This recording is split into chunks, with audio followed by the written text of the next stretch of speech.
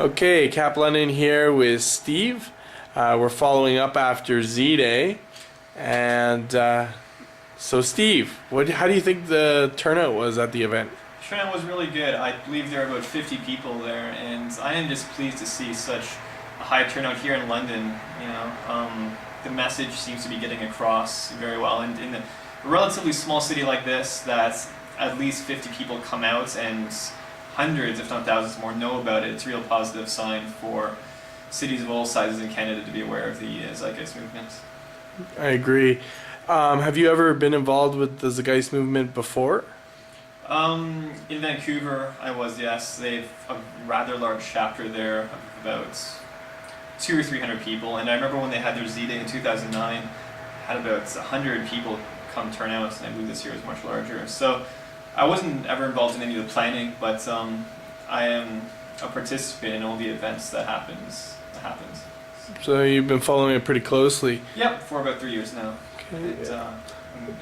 What is it about the Zeitgeist movement itself that seems to appeal to you? The main factor being the sustainability of the planet and the elimination of the monetary system, because the root problems of society all stem from money, and greed is a result of money. If you have a society which doesn't have money, you, for the most part, eliminate greed and corruption and tons of other aberrant behaviors. So it's basically a transition from terrible social values, greed, corruption, theft, and crimes and all sorts of things, and it's a transition into a better way of taking care of the earth. If we don't do these things, it's very clear that the planet and its inhabitants and its animals, everything about the planet will suffer and die. It's just going to be a matter of time. So it's not a matter of if we should transition into a resource-based economy, it's when and how are we going to do it, and it's all about spreading awareness now of the problems. So if you were to make one suggestion to help us as a society move towards it, what would you suggest? I would suggest largely moving into a resource-based economy, taking care of the resources and knowing what we can distribute, how much of each particular resource we have. Let me think. If it were possible, just in one fell swoop, to eliminate the monetary system, to weed out crimes and all sorts of other aberrant behavior, that would be a great thing. I suppose in general, just take care of the earth better. It's such a cliched thing to say, but it affects us all, and if we don't transition into a more sustainable practice for the planet, we all suffer in the end. So yes. Yes, that's fair enough. So basically, if we start caring about our environment more, you think it'll just lead to that inevitability? No, it's not going to happen like that. No.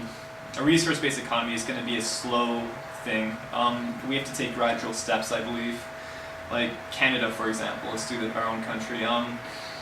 We need more automation in the workplace. Granted, that would lead to more unemployment, but it would also bring about the realization that manual labor isn't needed for everything, and the more things get automated, the more people realize, well, can't machines do most of other work too?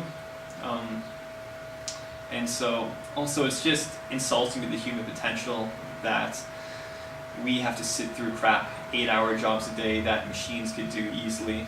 It's insulting. Yeah, it would be nice to work half the time and twice the pay. Yeah, as I was talking to you earlier, if the government really cared about its people, it would double the workforce by making all jobs 4 hours a day, getting someone else to do the other 4 hours at the same pay. But the government only cares about its people as much as the money it has, if that makes any sense. Yeah, it's almost a contradiction, and yet it's the truth. Just like a lot of the things out there right now. Yeah. All right, Steve, is there anything last you'd like to say to the nation about what you would do as a person to make things better? Well, for one, definitely watch Zeitgeist Addendum, and I'm sure you're like, oh, he's just plugging another movie and everything, but no, really, it's personally me.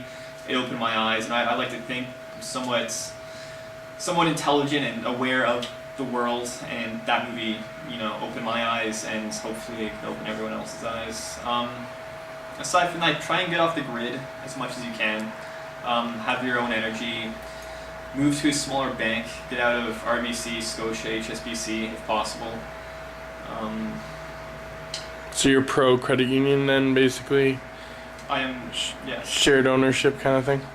Anything getting out of the big banks and moving into a smaller credit union, if you will, sure. Okay, great.